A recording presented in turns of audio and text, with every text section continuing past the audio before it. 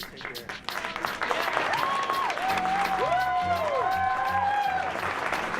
gentlemen, the director and team of Crime After Crime, Yoel Kotas.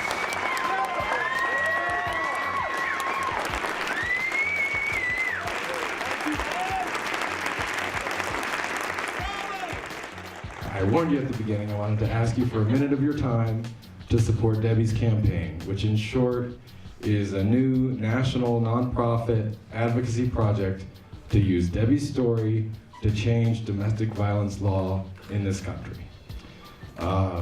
As you saw in the film, she is not alone, and I believe, and I hope you believe now too, that her story has the power to bring, for example, California's law to other states across the country, and to just increase the awareness coast to coast. And so part of what we want to do is not just bring this film to film festivals, but get it in front of judges, in front of parole boards, in front of law enforcement agencies, as well as a host of other groups.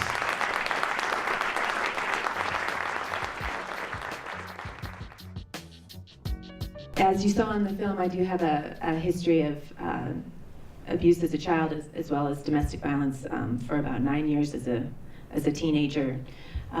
So that was kind of my background, and I was a social worker before I became a lawyer. And so as a baby lawyer, I decided to go to this training that was offered, and the Habeas Project actually just said, show up, let's talk about this new law, maybe file some papers, and we'll get these women out of prison, it'll be fantastic.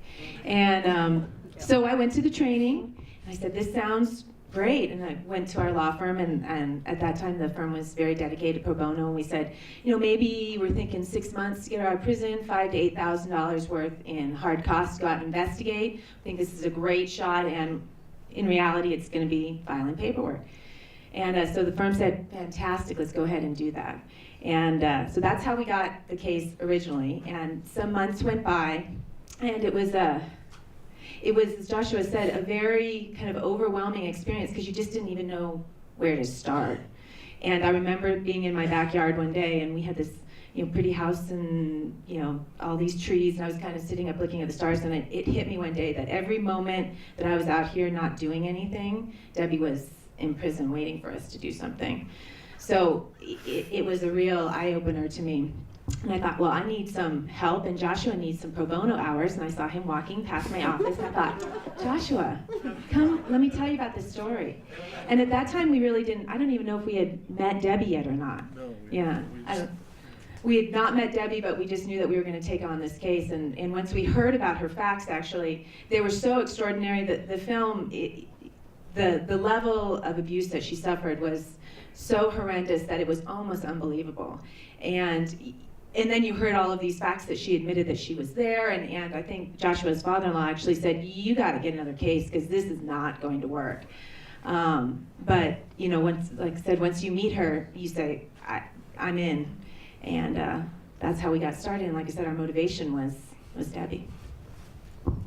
Yeah, I think that's right. Nadia kind of Shanghaied me, I don't know what the term is, but you know, I had just finished this pro bono litigation, and she came by and she's like, hey, I went to this training in 6 months and $5,000, and it's cool, and you just get to like go to the prison, and you know, this woman walks out with you, and it's great. And I was like, oh, that's cool. And you know, actually my motivation, to the extent that it was related to the battering and my childhood experiences and with my mother, were not conscious. At the time, I was just like, oh, that's a feel-good, righteous thing to do. And it was actually only in this sort of, what I felt, this weirdness of a man, like a white Jewish dude, talking to Deborah, saying, tell me all of the most horrible, shameful things that have ever happened to you in every kind of way right now, so that I can write them down and make them a public document, you know. And she was, you know, I think there was some of that hesitation, which kind of caused me to go into my own experiences. And, you know, as she would sort of talk about the things that happened, like these strange, where Oliver would both whip her and then heal her, and you know, right after he was done whipping her, get out the witch hazel and doctor her wounds. And I was like, I know all about this. It's not one of these cases where it's like, they got the wrong person, the DNA evidence proves it, and we're done. Right. This is one of these cases where, well, she was really over-prosecuted, and there's this whole evidence of, the whole body of evidence relating to domestic violence that really gives it a whole different context if you only stop to look at it. And so I went into prison the first time to meet Deborah with that kind of attitude of, okay, I got my camera and myself in here, meet this woman, maybe nothing will come of it. 6 hours later, I walked out of the prison and I said, I am making a film. Because Deborah so impressed me with, on the one hand, how honest and open she could be about everything she had been through, how she could reveal her pain, as difficult as it was to do. You know, most of that main interview with her where she's talking about the first night of prostitution and all that other stuff, I filmed that the day I met Deborah. That is all from day one of this project. The other thing that impressed me was who she was today. The fact she was leading the gospel choir, the fact she was teaching inmates to read and write. All of that I heard about from Deborah right away. And, you know, of course, started churning ideas in my mind. How am I going to get in to get B-roll? And as you saw in the film, I decided to make another film as well about things that the California Department of Corrections is quite proud of. And it happens that some of that footage found its way into this film as well. You know, freedom of the press will find a way.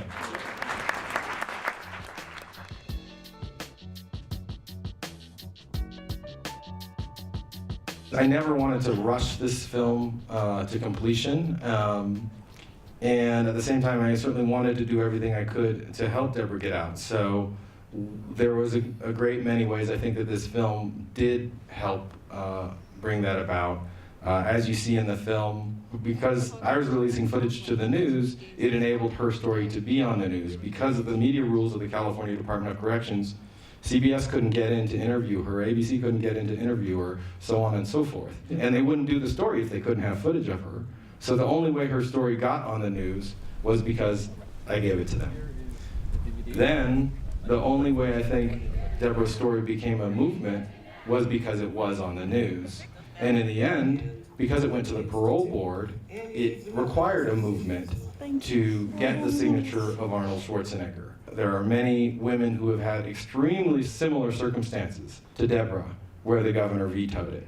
So I do think the film did play a large role in that. At the same time, I don't mean to claim credit. Obviously, the legal team was the foundation for making all of that activity happen. But in the end, I felt that it wasn't necessary to try to push the film across the finish line prematurely in the hopes that it then might have the result.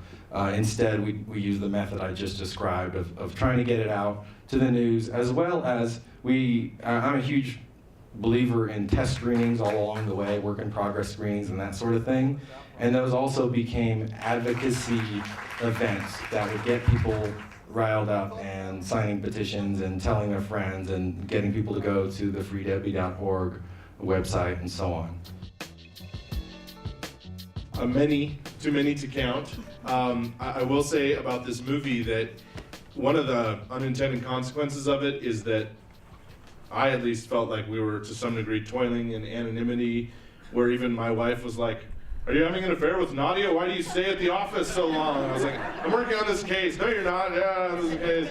And then when Yoav came on board and began sort of just raising the profile of everything that we were doing, that it was this incredible spiritual kind of lifting of our spirits, and we finally began getting recognition. And as we kept saying, "Well, we haven't done anything yet, she's still in prison," it did allow us to kind of feel like this is really important what we're doing. It's not just our own kind of personal crusade because we love Debbie. For me, it was just about kind of continuing to move forward step by step and understanding that we really didn't have a choice to give up or not. You know, she was there, and while she was there, we would be out here fighting for her. And like we said, you know, you guys see Debbie's story now. It's impossible to not want to fight for her and for all of the other women and for her family.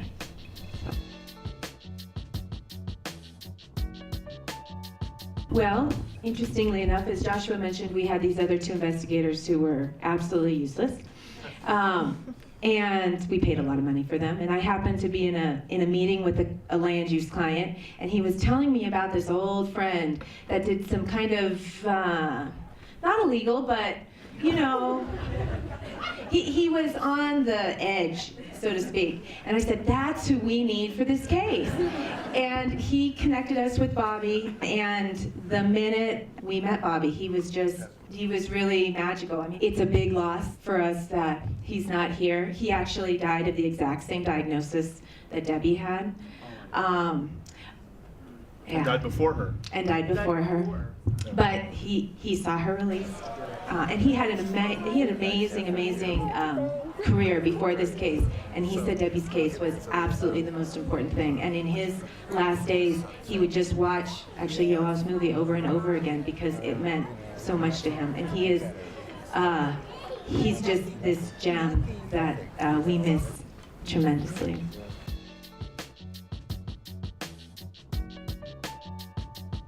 The short answer, I think, is no. I think that, believe it or not, that the trumping reason was a personality conflict between this woman, Lael Rubin, who you saw, and there's lots of backstory, but the individual who brought us to Steve Cooley, the DA, was his chief deputy, this guy named Kurt Livesey.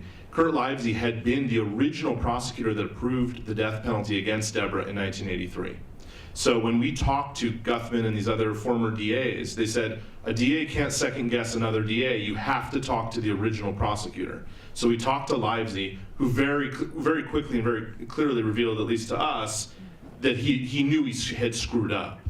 And so he got us right in to see Steve Cooley. Everyone told us, wow, you got this deal so fast. And Cooley himself was there, and he gave us lapel pins, and he gave us a tour of the office. He told Nadia that he loved long-distance runners, and it was this whole weird thing with him.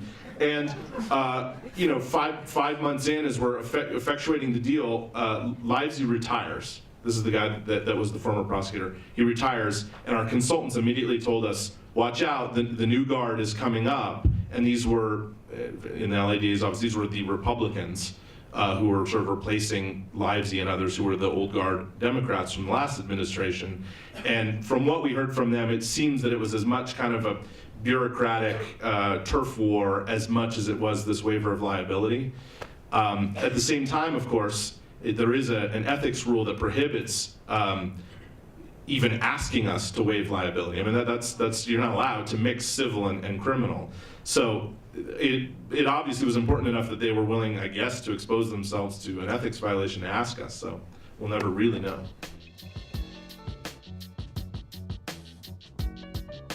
The short answer is no, there is not. It was a very tough decision for everyone standing up here, as well as for Deborah herself. But at the time she was released, she had a short life expectancy, and she had to make a choice about whether she wanted to spend whatever limited number of days she had continuing to fight. And she felt like it's just not her character to do that. What she wanted to do was tell her story, which you saw her doing in the film at the end at these various workshops and on the radio and things like that. Things that would, as she was doing them, would make her feel good and would make her feel empowered. And even though you're absolutely right, the DA did deserve to be sued, Debbie, I don't think she was going to feel good going through that process, and it wasn't how she wanted to spend her final days. But, as you saw, I think in some ways this case did haunt District Attorney Steve Cooley, and for that he remains only District Attorney Steve Cooley and not Attorney General Steve Cooley.